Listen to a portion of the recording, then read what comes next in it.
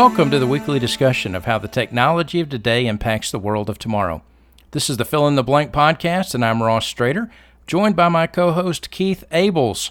And you can follow us on Twitter at AskFITB or email us fitbpodcast@gmail.com. We'd love to know that you're listening and what you think about the Fill in the Blank podcast. Hey, Keith, it's been about 3 weeks since we've been here at Fill in the Blank. What have you been up to? Man, it seems like it's been a year. It's only been 3 weeks, but we took a little summer break. I think a well-deserved summer break. Yeah, absolutely. And did a little traveling with the family. Enjoyed some time there, and got a few other things done in our off time. I still have a day job, except for the time I was traveling. So of course I still worked, but just a nice little summer break. We made a family trip to New York City, which is always nice, and so we'll talk about that here in a bit. What did you do? Well, we took a little time off. My older two kids were out and about doing their things for the summer, and so we took our youngest, my wife and I, and we went to Breckenridge, Colorado. Nice. It was great. I was wondering why I don't live in Breckenridge in the summers. It's like 9,000 feet. The weather's great. The air's cool.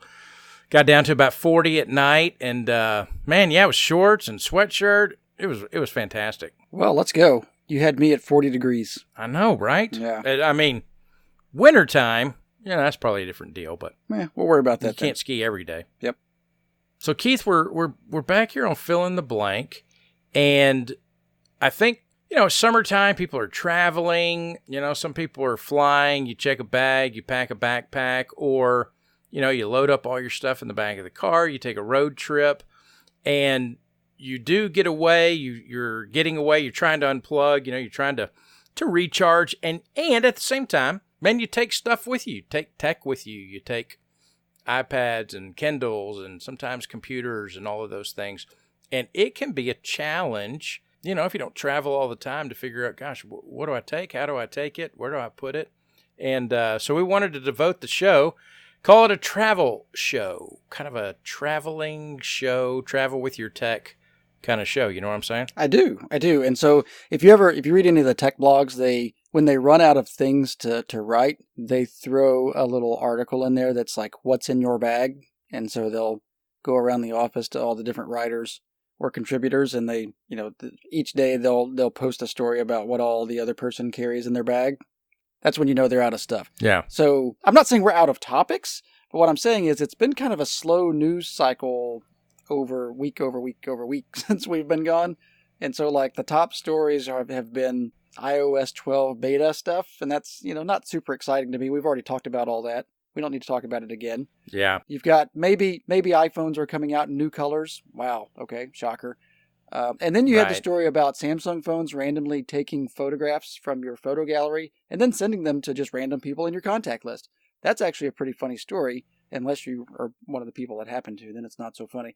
Other than that, it's kind of a slow news time of year. So this is a perfect time to talk about, what you travel with when you head out on vacation. Yeah, that's right. Well, probably all the tech companies are like on vacation, they're not. That's true. Yeah, so they did the big developer conference beginning of the summer, and then everybody will wake back up at the end of August, 1st of September. See you in September, everybody.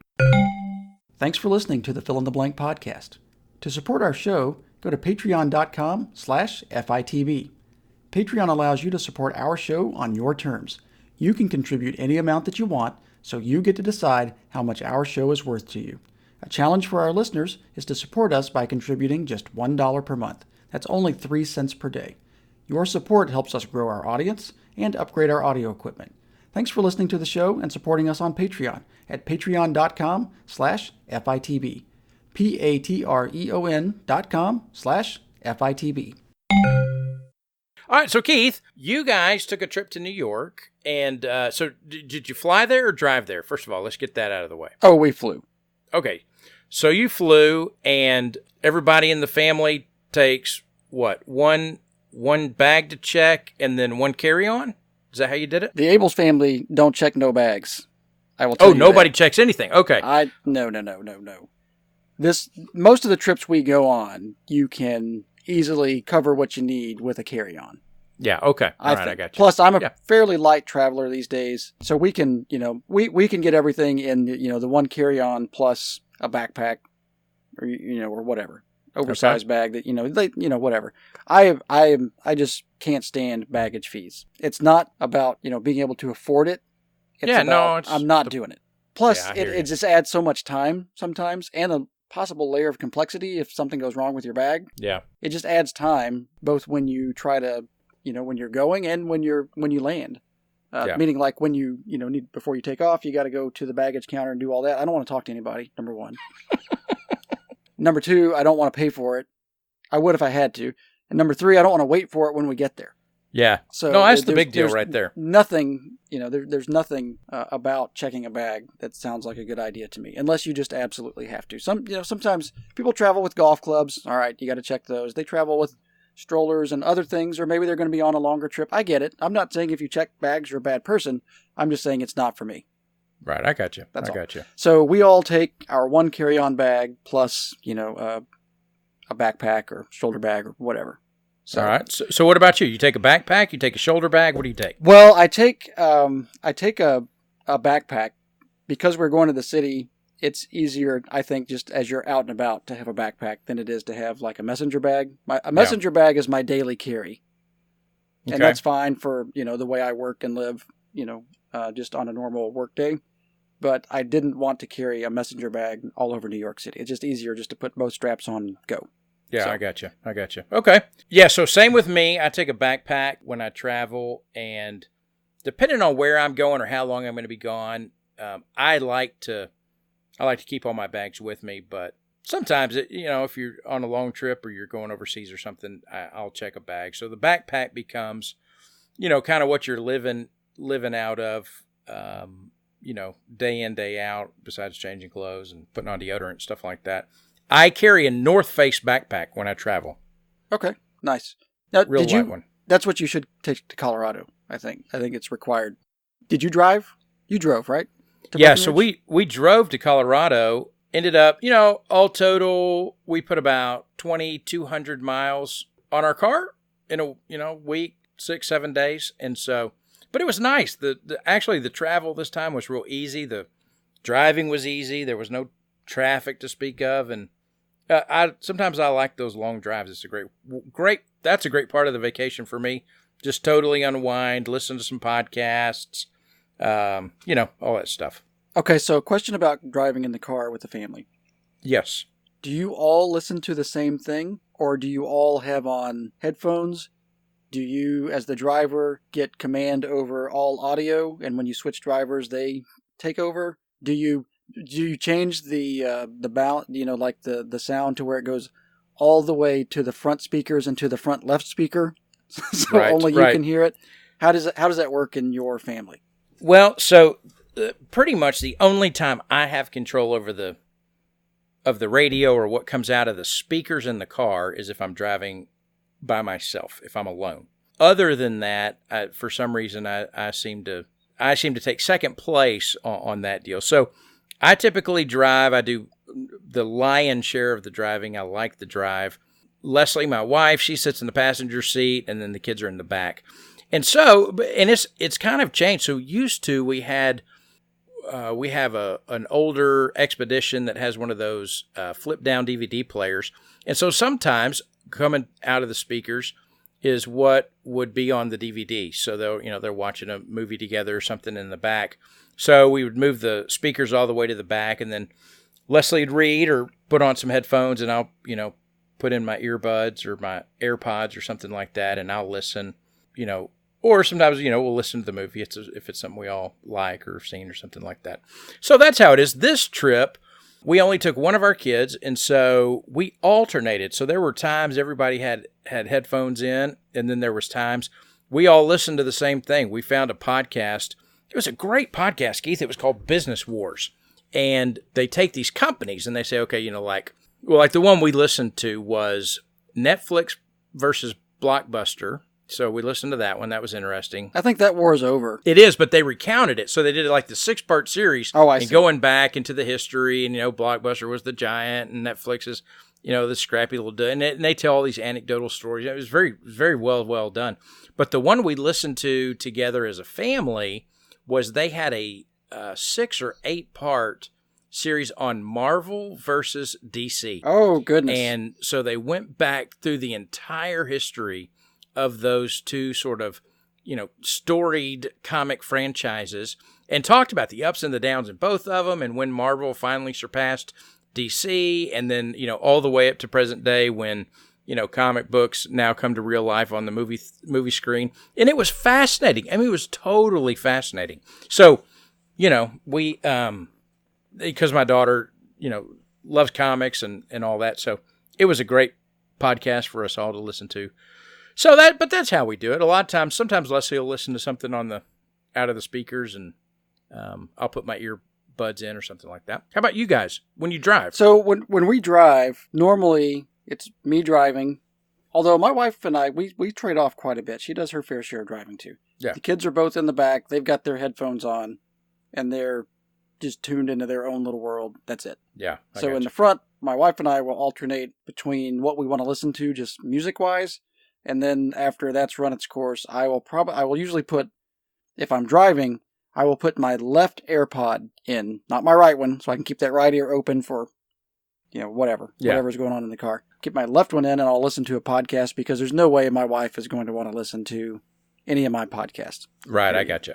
She says it will be fine. Like, no, go ahead and play it. It's fine. I don't mind. It's like, nope, because that will not be productive in the car. So I just put one AirPod in and I listen to it that way. And then after about an hour, I realize like there's too much going on and I'll just unplug it and I'll listen. We'll end up listening to whatever music from the 80s my wife wants to play. Yeah, I got you. I was just thinking about it, Keith. This is the 28th episode of Fill in the Blank podcast. You could start at episode 1 and drive across the country and catch up on all the episodes of Fill in the Blank. You could, but really you should start at episode 2 because episode 1 was a train wreck. Yeah, it was kind of janky. The sound was actually bad. the first couple were a little weird, but anyway. Hey, you know what? We're getting better. You could still go coast to coast, even if you cut a couple of them out. Yeah, that's right. This is true. All right, so that's kind of how we do it, and so it was fun. I mean, we enjoyed it. Everybody did. My daughter has a Kindle Fire, and so she would download some. She downloaded some, I think Doctor Who episodes or something like that. So she had something to watch while she was doing it. So that's how we travel. All right. So, what do you take with you? Like, what all do you put in your North Face backpack? Yeah. Well, so it's interesting. This was the first trip I took that I can remember that I did not take a laptop computer with me. So I only took my iPad and my little Kindle Paperwhite. So from as far as, kind of big tech stuff, those were the only two things I took this time. And it worked out just great. I didn't miss my computer at all. So sometimes in the evenings I'll work or catch up or do some things I need to do. And it's a great time to do it because my mind's quiet and I'm able to catch up on a bunch of things without it feeling like work. But this time I didn't. I just took the iPad and my Kindle Paperwhite. And so that's, that's what I did this time. What about you? So I take my iPad. I've been traveling without a laptop for a couple of years now. Okay. There's just no need for me to do it. So I travel with my iPad Pro. I still am carrying the larger iPad Pro, the 12.9. Yeah. So I take that, of course, and I've got my keyboard on it, the smart keyboard. I take my phone, which my personal phone is an iPhone 7 Plus. I take my work phone. I don't really have it on me at any given point. I just check in, once in the morning, once at the end of the day, and looking to see if there's any major issues going on. And that's it. And my work phone's an iPhone 10. I take my AirPods because I take them everywhere. I take my Bose headphones for the plane because AirPods suck on a plane. Yeah. And then I take more chargers than you really should take on any trip, but I'm always super paranoid about not having enough power or chargers. On one of our episodes, I don't know which one, I talked about my Belkin portable battery that also charges your Apple Watch. Yes. So I take that with me everywhere. It's just in my bag. Okay. And so I take that with me. So I don't have to take a separate Apple Watch charger. I just use that. Bunch of lightning cables, bunch of little chargers with dual USB outputs on them, the high amp outputs on them, so they charge your devices faster. You can use the same one for an iPad or a phone or whatever. Doesn't matter. And then, of course, I take all the dumb adapters and dongles I need to make headphones work. We have a hodgepodge of phones, between me and my kids. Some of them have headphone ports, some of them don't. So you got to take, all the little dongles and adapters for those. And then my kids one of my kids and my wife has a life-proof case on their phone. Yeah. Because they're not responsible enough to have a case that's not like that. Right. And although it does add some heft to the phone, it certainly has saved us, I'm going to say thousands of dollars at this point. Yes. I am confident that, the $80 case has saved us thousands of dollars. Well, you can't just plug like normal headphones into that. They have this little adapter because it's got to stay waterproof, right? Oh, and yeah, so they have their own little thing that you put in there. If it's one of the phones, which theirs are, that still have the headphone jack, then they have a little part of the life-proof case that unscrews, and then you screw in this little headphone dongle thing, so that keeps a watertight connection where the audio connection goes into the phone, and then you plug your headphones into that thing. So then you've literally got a dongle for your dongle for a life-proof case, and so it's just a million little adapters and dongles. And that drives me crazy. That's the worst part about traveling, I think. All right, so I'm going to ask you a question about that in just a second, but I wanted to come back to something. So when you travel, are you one of the guys that puts a vacation notice on your email? So when somebody emails you, then they get an immediate email back that says, hey, I'm on vacation till whatever date, and I'll be back in the office. And yes. Do you? Yes. I do it because if I don't, at least in my company, people will just keep blowing you up and blowing you up and blowing you up. Right, okay. And so when I leave, I'm fortunate enough to have, I reach out to somebody that will kind of be on standby for me. And I will list them in my out-of-office reply. Like, if your need is urgent, please contact this person. Yeah. And basically, they're going to just stall until I get back. But at least you've got somebody that you can forward a message to or call. Mm-hmm. But yeah, so I do that on my email and then also on my voicemail on my work phone. Oh, okay. So you leave it. I don't want, earlier in my career, I was really bad about not being fully engaged on a trip, and I was constantly kind of still in work mode, or it took me until like almost the very end of the vacation to get out of work mode. Right. And as I've gotten older, I've realized that's just not healthy, and my family deserves better, and I deserve better, quite frankly, and to be able to check out and enjoy my personal time. So I'm all for it. I mean, one of my favorite things to do is to turn my out of office on. And one of the saddest things in my life is turning it off.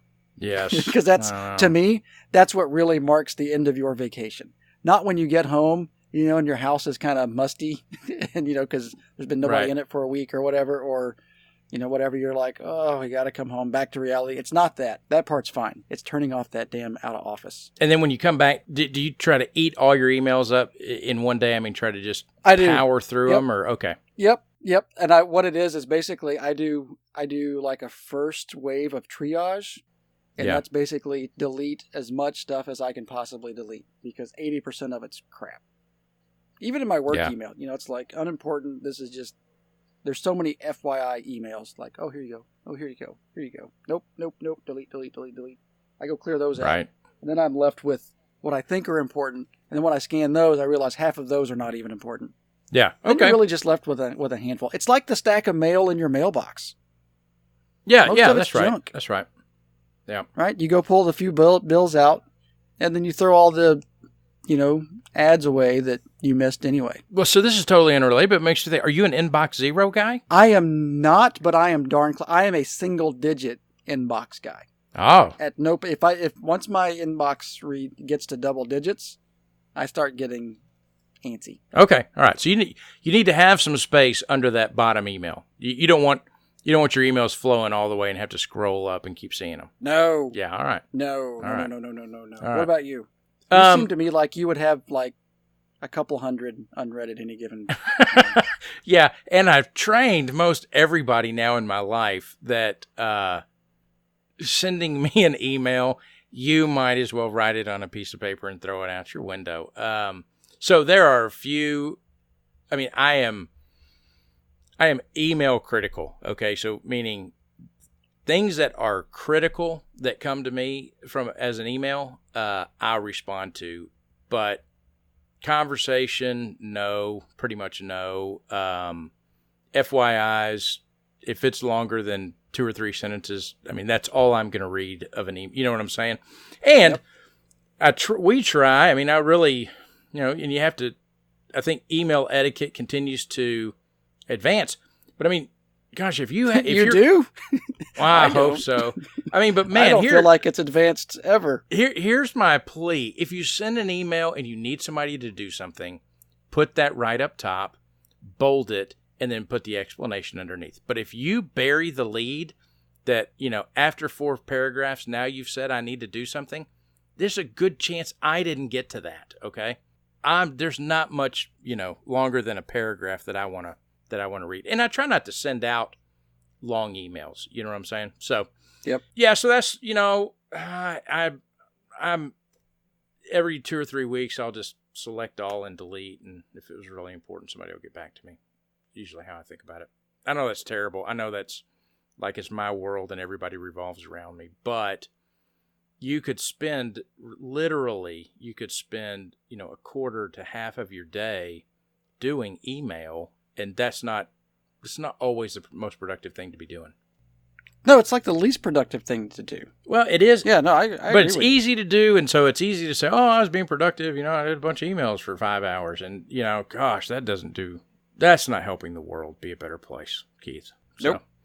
I'll go back to it. So I do take my AirPods now that I have them. I always used to travel I had some Beats Solo 3 wireless headphones, which I love. I love those. In fact, I still use them. I use them here for the podcast.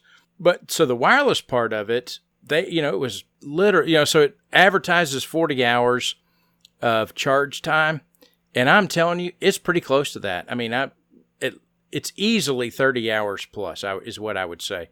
But my Bose, the charging mechanism in it, so now when I plug them into charge them, they won't charge anymore. So they still work if I wire them up, so I can put a wire on them, plug the wire in, but they're not wireless anymore. Right. And so I need to replace those to go, and particularly if you're on an airplane, because it's like you said, the earbuds or AirPods or they're not really great with all the noise and all those things. So I really like now your Bose, what do they call that? The Quiet Comfort or the No. These are actually, they're fully over the ear, so they do cover your entire ear. They are technically not their noise. They do have a level of noise canceling to them, but they are not the Quiet Comfort ones that have the active noise cancellation in them. Yeah. Yeah. And so they work great on an airplane just because they do block out a lot of noise. They don't work nearly as well as the ones that have the active noise canceling technology. I will probably break down and buy a pair of those at some point because they are really nice. I've just never spent the money on them. I got a really good deal on this set that I have. And so it's always kind of been good enough on a plane. Certainly a lot quieter than earbuds, whether they're AirPods or whether the ones you plug in, because they do completely, cover your ear. That in and of itself does a lot on a plane. Oh, absolutely. And they're really lightweight. I don't have to charge them. So, I've had very good luck with them. My son uses them a lot, actually, just in the car. I will probably end up just handing those down to him. Yeah. And, that will be my excuse to splurge on some of the actual active noise canceling Bose Quiet Comfort headphones. What's interesting? That's on the list. And I looked into them, and you probably have too, and figured out the solution. So for the active noise canceling to work, they've got to be powered. And so to be powered, they've got to be charged.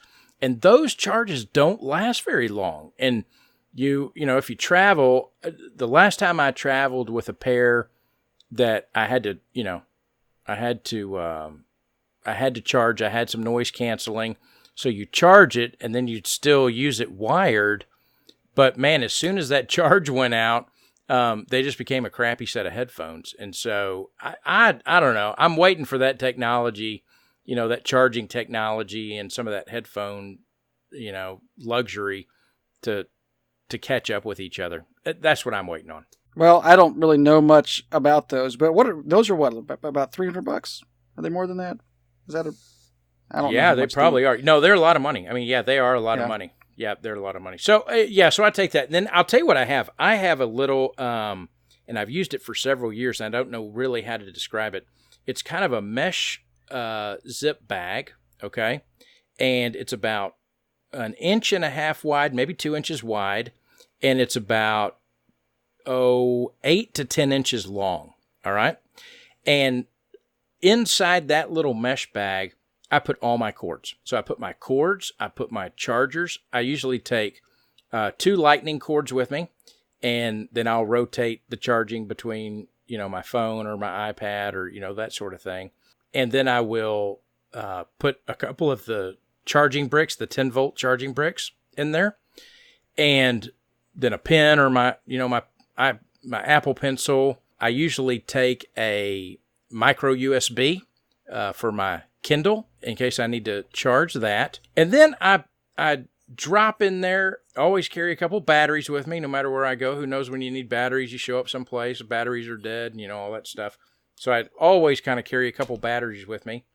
And that's about it from cords. Now, if I have to take my computer, I have to take the charging brick that goes with it, but I never take the longer cord.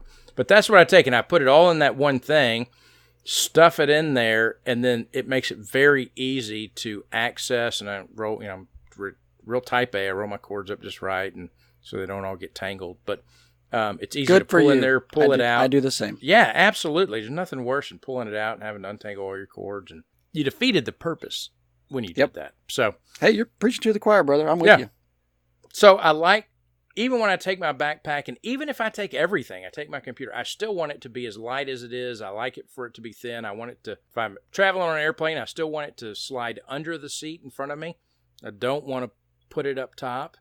And so that's what I do with that. And then I have a little charging brick that I take that I keep charged up, and it'll charge an iPhone 3 or 4 times, 2 iPad charges, and it's about everything I need if I travel. And sometimes I'll plug that in and then use it as a charger while it's plugged in, so you can plug in multiple things into one outlet or something like that. So, that's the way I end up typically traveling with that. On a plane, I usually pull my iPad out and we'll read or watch something. I'll download a movie from, so in the last year, Amazon Prime, Netflix, you're able to download movies, carry those with you.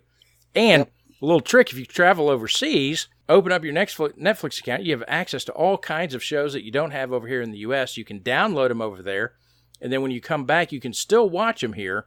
Just make sure you don't open your Netflix app with your Wi-Fi on. So if you turn your Wi-Fi off, open it up, it won't be able to tell what country you're in, and it'll let you watch them because you've downloaded them. That's outstanding. Yeah, it's a great trick. Yeah, it's a great trick. So, one of the things on a plane you realize pretty quickly, even though, even I do the same thing. I'll go download all the podcasts I want to listen to. Right. I will download, on this last trip, I was in the middle of an audiobook. Yeah. And, so I made sure that I had that all the way downloaded, not just streaming, which most of the time it just downloads anyway, because those are fairly small files, but I made sure that was downloaded. But then you realize, even if you're, I like to multitask. While I'm listening to a podcast, I'll, do, just something. Yeah. You realize how many of your apps need some sort of connection to do anything. Oh, absolutely. Right? Yes. And then, that's totally why people splurge for in-flight Wi-Fi. I rarely do that. Right. I almost never do it because it's like, surely I can go 3 hours without being connected to the internet. That's what I tell myself in my head. And I do, but man, is it weird. It is weird. It's actually kind of unsettling and borderline depressing, like how much that affects me. Mm-hmm. Like I'm jonesing for a connection, not for but it's like I have like a crossword puzzle app, and some apps have some most of the data local on your device, but a lot of them don't. Right. So like if you finish the crossword you're working on, to get a new one, it's got to have a connection. Yeah. Whoa, what? Yeah. Not all of them are like that. It doesn't let you download multiple. Exactly. So there's a lot of apps that they just store enough data on your device to do that immediate thing, and then when when you need to do something else, it'll just go download it when you're on a plane. Anyway, so you realize how captive we are to constant connectivity, and it's kind of scary. The feeling that you get when you don't have that connectivity. I could have paid for in-flight Wi-Fi, and plenty of people do, but I don't. It's just like anything else. Like I should be able to go. My logical brain takes over after a minute. You should be able to go, 3 hours without having this. Plus, I've been pretty fortunate. I haven't been on a plane in quite a while that didn't have fairly decent in-flight entertainment option of some sort, with a bunch of movies and, that kind of stuff, which I never watch because I don't like touching the screens that everybody else touches. It kind of grosses me out. Do you ever take a look at one of those and how greasy, nasty, slimy some of those screens are? And I look over at my kids and they're like, they got their hands all over that thing. It just creeps me out. There's not enough sanitizer in the world. And then they hand you those tiny little, they give you a pair of headphones, and you think, yep. I know other people have used these headphones. There's no way I'm ever putting those things. Yeah, no. I don't use those either. Well, I'm going to tell you my worst travel story, Keith, and it's about being connected. So 2 years ago, I travel with a guy overseas sometimes, and we do these study trips where we take people and we go and we, take them around and, it's kind of a vacation, education kind of a deal. So we were taking them to Turkey, and we had gotten online and had rented these portable little Wi-Fi brick things. So you carry them around. They operate on cell service. You prepay for them for the days you have it.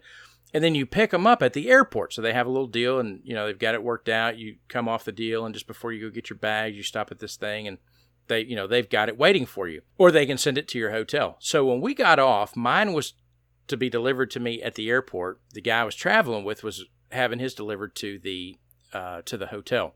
So I got mine. We ended up having to sit some time at the airport. I logged onto it, and he said, "Hey, can I log on to yours as well? Let me check my emails." Sure. So I gave him my password, let him log on to it. We get to the airport. He gets his. Everything's fine. And in these trips, you have we have 30 or 40 people. We're on a bus. We're traveling through the country. We're doing all this stuff.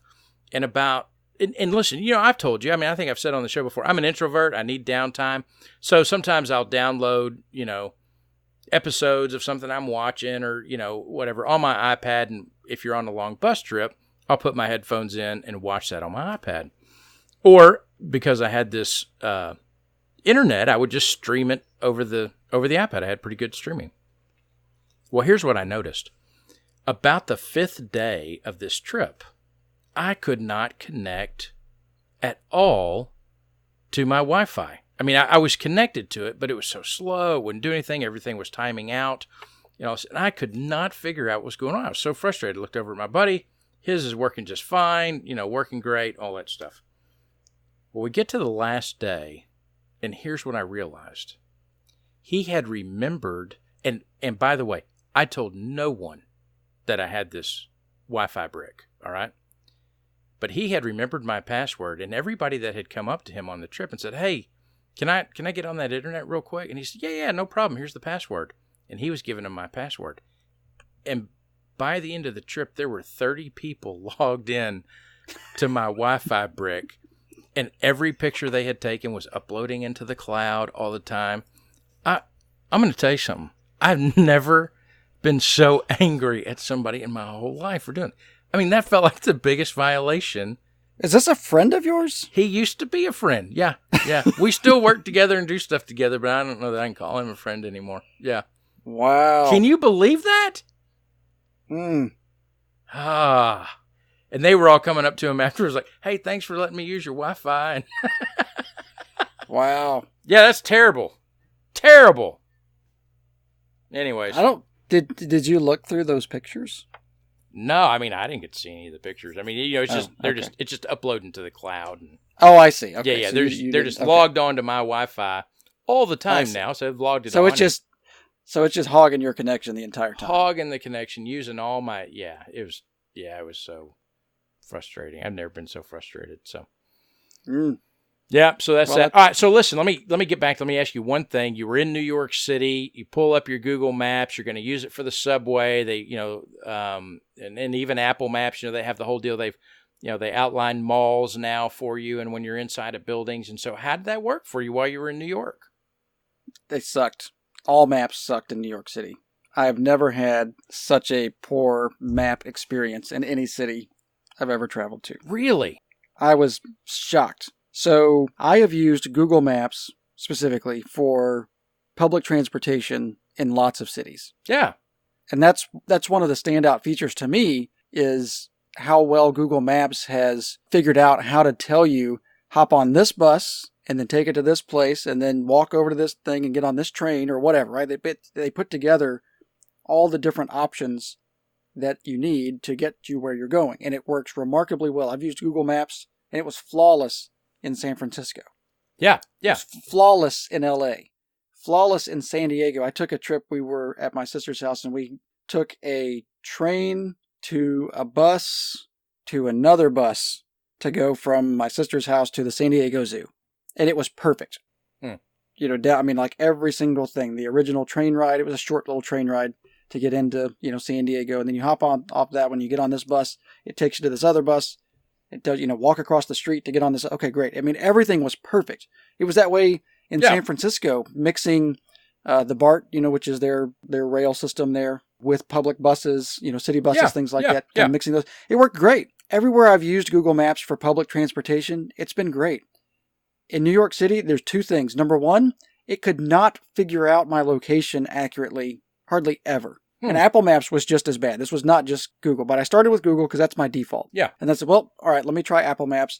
And the biggest issue, at least what I think the issue was, is that it had a hard time locating me properly. And so if it didn't locate you properly, then it can't really give you the directions that you think you should get, right? Because it thinks you're somewhere else. And it's not like it thought I was 3 blocks over, but it might have thought, I was just somewhere a little off from where I actually was.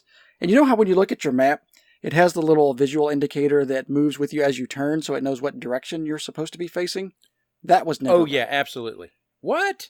So it was never right for any of them. I don't know if it's just the density, the tall buildings. I would think this problem would be resolved.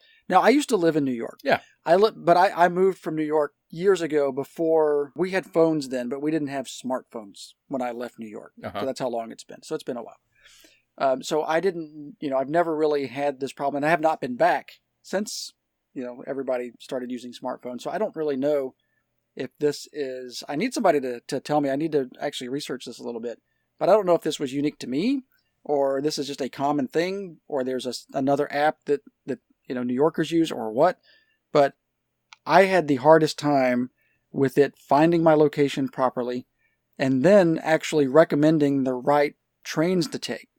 Right? When you're in New York, you take subways a lot. Mm-hmm.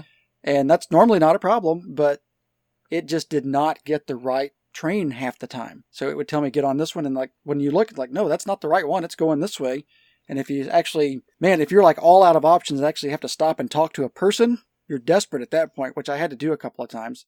My wife correctly kind of called me out no, it says we need to go over here. She's like, no, but isn't this the right train right here? It says this right here. Yeah. And then, so she had several moments where she had to, do what wives do and put up with their stupid husbands until they eventually come around to what their wife told them 5 minutes ago. That happened to me several times. And she was right. I admit it on air and to our listeners all around the world. She was right on multiple occasions when I was wrong because I was putting all my faith in Google and she was putting all her faith in probably the signs that were literally right in front of our faces. Right. Yeah, sure. So anyway, I had a very difficult time with Apple Maps and with Google Maps all over New York City. I was very disappointed. Now, here's the thing. Though. Just before we left, I got an email from Lyft that said that for the next week, you get 50% off all your rides. And that was just out of the blue. That's awesome because we're about to go on this trip. So I did use Lyft a lot more than I would have otherwise because all my rides were half off. Yeah. And when we were in the cars, I was looking at what the drivers were using. And the drivers were mainly using Waze. Okay. Which I don't know if Waze has an option. I like to use Waze in the car. I don't know if Waze has a walking and public transportation option. I don't know. I never thought to use Waze in just the walking and public transportation mode like I do Google Maps. So that's probably my fault for not doing that. But most of the drivers were using Waze. And it didn't look like they were having problems when I would look at their screens and okay, yeah, I can see that's where we are. It's got it right. So I don't know, but I had a couple of phones with me. And so I tried it on multiple phones. So I don't think it was my phone. Yeah. I think we tried it on my wife's phone and I think we had similar issues. So I don't know. Maybe they knew I was, an out-of-towner and they were just giving all the good stuff to the locals. I don't know. It was a struggle. You would think in New York City, Of all the places, I mean, so listen, I'm going to say I use Google Maps sometimes when I don't need to use Google Maps. It's my default now. But you would think in New York City, with the amount of people there, they would have that figured out. If ever you needed it in a place, it would be that place. Exactly. Yeah, that's exactly. too bad. And you know what? And, San Francisco, I know like San Francisco is like the mothership for all these tech companies. And so they always make their stuff work best there, starting with maps. Yeah. But, San Francisco is a pretty dense city with a bunch of tall buildings and similar issues. And lots of hills. It's, yeah, you can be. Yeah, I mean, so you've got what I would think are fairly similar location issues. Like if it's trying to determine your location, but apparently I don't know what. I'm going to do some homework on that, and I'll see if I can find an answer. But what I'm doing now is I'm looking at my Waze app. Okay. And I think it's only for driving. I don't really see an option for non-driving modes. Well, so this is a shout out to all our New York City listeners. Yeah, what do you use? What do you use to get around the city, particularly to places that are unfamiliar to you and you've got to get somewhere, what do you do? Yeah. So anyway, I was very disappointed and very frustrated and got on a few trains I did not need to get on. But anyway. But overall, it was a good trip because you're going to tell me. Oh, the trip was great. Yeah, because you're going to tell me about your blank check now, aren't you? I am. All right, tell us. So I moved from New York a couple of months before 9/11. I would not have been anywhere near the World Trade Centers or that, part of Manhattan. I had no business in, the financial district down there where any of that happened. So it's not like I would have been there. I don't know anybody that I'm aware of personally that died. But I remember, I still had New York plates on my car as 9/11 happened. I'm watching it on TV like the whole world was. And I had a really hard time with just the events surrounding that day and, a lot of the stuff that came after it, as a lot of people did. And so it's always been kind of a tough subject for me, even though I don't really know why. Other than, the obvious reason of just so much death and destruction. So we go back and, I have kids now. I didn't have kids when I left New York. I have kids now. And so I wanted to make sure that we as a family went to the 9/11 Memorial and Museum. I felt like, Ross, it would almost be disrespectful if we were in that city and did not go. Yeah, absolutely. And, yeah. It's, if I go again next year, I don't know that I would go to the, the museum or the memorial. I might, stop by there just to see it, but I don't think it's something you have to go every time, but just something personally, I felt like you need to, spend some time in remembrance of this event and these people, and also, teach your kids, about what happened here, because my kids, they weren't alive when that happened. And it doesn't seem like, for you and me, it probably doesn't seem like that happened that long ago, but it kind of did. Oh, yeah. Right? Yeah. I've got, I have a teenage daughter that was not alive when that happened. So anyway, so we went as a family to the 9/11 Memorial and Museum. And, the memorial outside, is just amazing. You've got the two big, for lack of a better term, craters in the ground that have these fountains going into them. And they're in the shape and the size of the original two buildings that were there. And, it's just a beautiful piece of art and, the shape of these fountains that just kind of disappear into the blackness, into the ground. It's beautiful and sad at the same time when you think about it. And then all around each of those, are just the names of everybody that passed away that day. And then so you go to the museum, which is a separate building, and there's a lot of different components to the museum. And of course, they've got all these artifacts and, parts of the buildings. You've got fire trucks that are just mangled, and you've just got so many just parts of the infrastructure that are there that you can kind of appreciate the size and the scale of what this was. And then of course they've got parts of it that were personal artifacts from people that died, some artifacts from people that are living, and you've got a part of the museum that is dedicated to just all the people. And so you've got family members from each person just saying their names. And, that part's really tough as well. The museum is very well done. If you were alive when that happened, it is painful to relive that. At least I think it is. Yeah.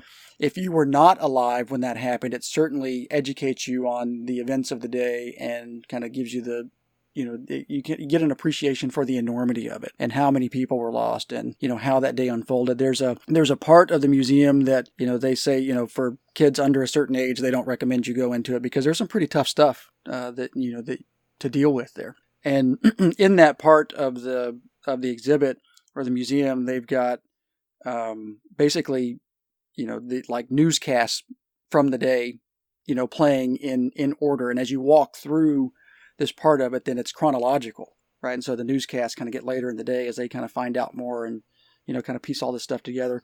There's a section even inside that section that's dedicated or that shows and talks about or addresses the people that jumped.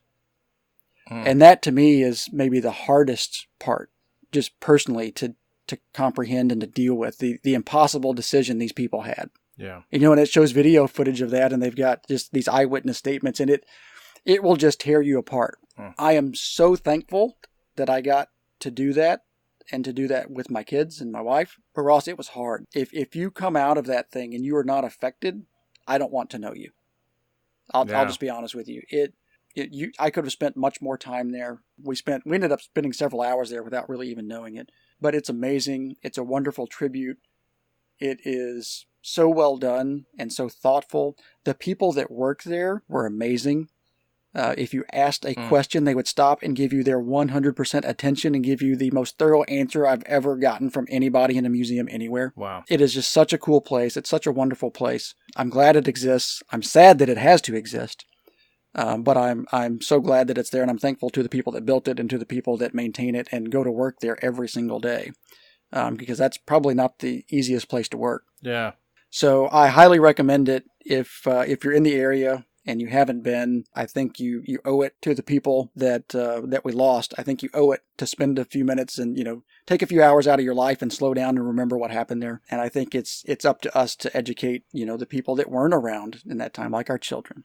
About what happened and expose them to, that part of our tragic history. And so after we were done, Ross, we got to go up into the new World Trade Center, the Freedom Tower. Yeah. And we went to the observatory level, which is like the 100 and something floor. It's way up there. Okay. And if you see, I took some pictures as we were coming back from the Statue of Liberty because you can see that thing. It is amazing how tall that new building is. It dwarfs everything in Manhattan. Wow. I mean, it's incredible. So, we got to end that part of our day, in a very positive way, looking, going up into this thing and just seeing, one of the most beautiful views you'll see of almost, all of Manhattan. So it's a wonderful place, the 9/11 Memorial and Museum. If you have a chance, I highly recommend you going. Be prepared for a bit of a tough day, but you'll be glad you did it. I can't recommend it enough. Hey, so let me ask you, Keith, a couple of things. You already answered one. I was going to say, gosh, so you're on family vacation. What do you go do after you've seen that, the heaviness of it weighs on you? Sounds like that's a great thing to go do, man. You just, go top of the Freedom Tower, look over to the harbor there. I mean, what a great thing. What kind of conversation did you have with your kids before and after? Do you mind sharing that? No. Well, my kids are not super close in age. So my daughter is 13. My son is 7. My daughter, certainly, we're able to have a, much deeper, meaningful conversation about that than we are my 7-year-old. Right? Mm-hmm. He's just not ready to kind of to deal with that. So with my son, we had a fairly basic just conversation about this is what happened. Yeah. Not a lot of detail.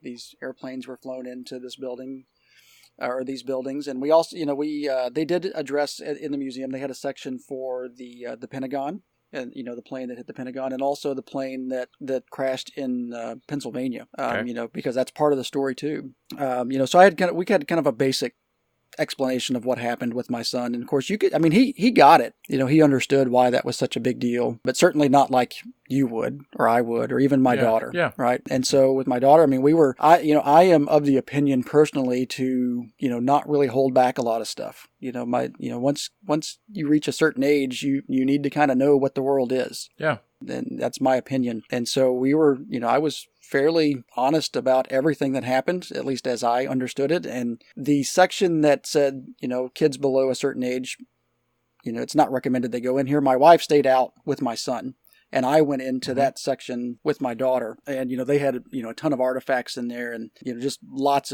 more information.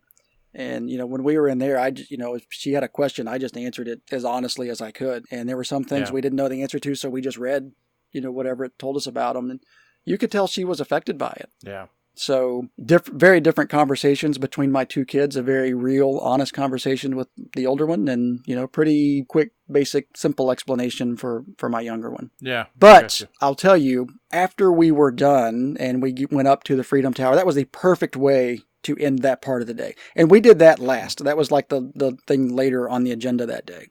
But it is, when we were done and we got done with the Freedom Tower and it was kind of time for dinner or whatever, so we were, going to go grab something to eat. I'll tell you, how grateful you feel for just being alive and having what you have and living the life that you live. Yeah. That a good reminder, if good's the right word, a painful reminder of how good we have it and how fortunate we are and how lucky we are to be here. And so we live in very tumultuous times, as you know, and it feels sometimes like the world is always on fire. But after we were done with that, Ross, and we were strolling through New York City on the way to grab some really good food or whatever and hang out as a family, I felt really thankful to be here and really appreciative for everything that I have. So it's a good reminder to, appreciate what you have. Gosh, Keith, thanks for sharing that, man. That's a great blank check and worth the trip to New York just to see the memorial itself. Gosh, agreed. If you do nothing else, it'd be worth it. Well, mine's not nearly as significant, so I'll do it in about 1 minute. If you're in Breckenridge, Colorado, go to Giampiero's. It's a Italian pizzeria in Breckenridge, Colorado, of all places. Maybe the best Italian food I've eaten outside of Italy. No way. It was fantastic. It's Italians that run it, old Italian family. They cook everything there. It's all fresh. There's nothing frozen. They even have some great fish dishes. They get fresh fish every day. It was a fantastic place. And so, Giampiero's, that's what I would. So we went, had that great Italian meal, and all we could think about while we were there was The Godfather. So we went back to the little condo we were staying, and we watched my 13-year-old never seen The Godfather. It's PG-13, by the way. We looked it up. And so we had this great Italian meal, and then went back and watched The Godfather, and it was just about a perfect evening, Keith, I'll tell you. Nice. Well, I did not know Breckenridge was known for its Italian food, but hey, it's good to know. Well, I will add that to my list. It's got a bunch of fun pubs and all that stuff, but this place was great. So I'll put a link in it. If you're headed up there, don't miss eating at Giampiero's. Nice. Right. Thanks for listening to Fill in the Blank, where we discuss how the technology of today impacts the world of tomorrow. We'll be back next week with another episode, and in the meantime, you can find us on Twitter at AskFITB or email us at fitbpodcast@gmail.com. We'd love to hear what you think of the show, and if you like the show, tell your friends. And please rate us and review us on iTunes or from wherever it is that you're listening to the podcast. And remember the Fill in the Blank $1 challenge. Your support goes a long way. We'll see you again next week here at Fill in the Blank.